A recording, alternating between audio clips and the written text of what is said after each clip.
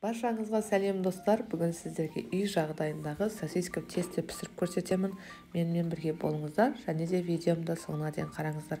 Бұл сосиска тесте өте оңай және де қарапайым.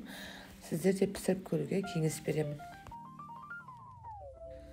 Мен қанша керектігін төменге жазып қалдырамын, сол жерден қарап аласыздар. Ең бірінші біздер қамырын илеп аламыз. Ол үшін біздерге жылы сүт керек болады. Жылы сүтке тұзымызды, дрожжымызды, аздап қантымызды салып, бір араластырып, қамыр етіп, үстіне ұн салып илеп аламыз.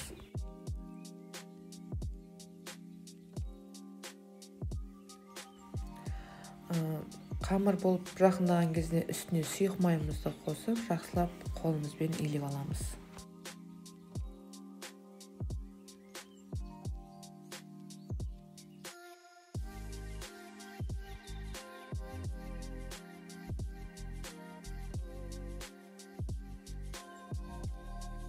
Міне қыздар, қамырымыз дайын болып қалды. Енді осыны демалдап қоямыз. Көтерілгенше бетін жауып, жылы жерге қойып қоямыз.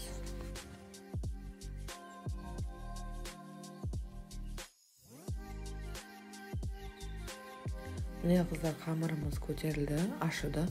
Енді осыны біздер жайып аламыз.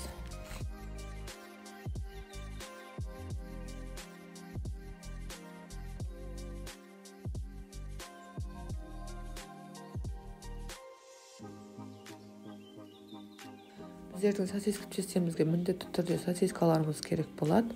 Менде мына жерде сосискаларымыз өте жалпақ. Қазір сіздерге көрсетемін.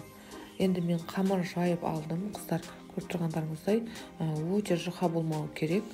Ал мен осылай кескен кезімізде ол бөліктеріміз біздердің 2 сантиметрдей болу керек. Осылай біздер қамырымызды бөліп шығамыз.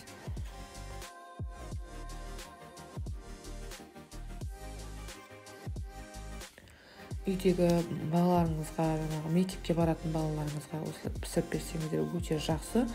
Магазиндерден, столовыйлардан сатып алып жүрмейді. Өте күшті болып шығады және жұмсақ болады. Сіздер де осыны міндетті түрде үйлеріңіздегі балаларыңызға, отбасыңызға пісіріп беріңіздер.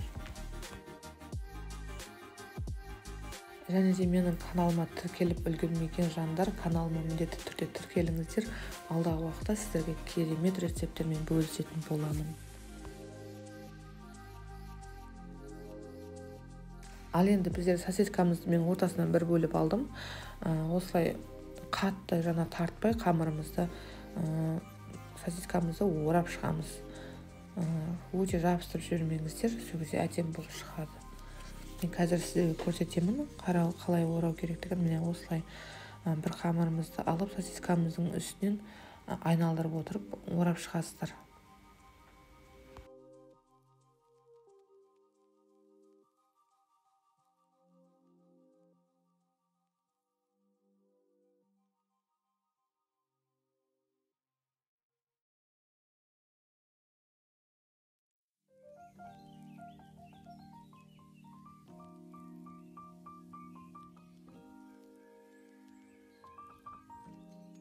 Міне біздер пешіміздің противеніне қойып алдым, бүкіл сосисканы теріп, енді аздап тағы да 10-15 минутқа қойып қоямыз.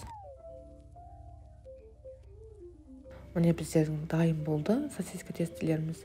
Енді үстіне жұмыртқамыздың сарысын міндетті түрде жағамыз, сол кезде күшті болып шығады. Мен бүкіліне жағып шығамын.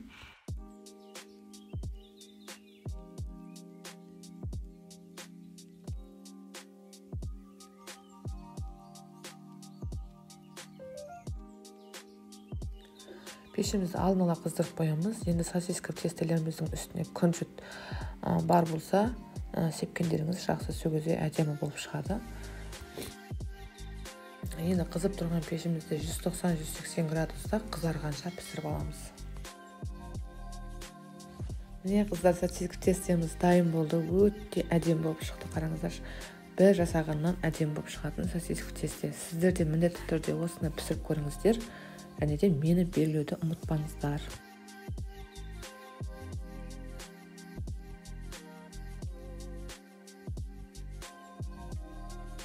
Келесі видеомда кездескенше сау саламат болыңыздар.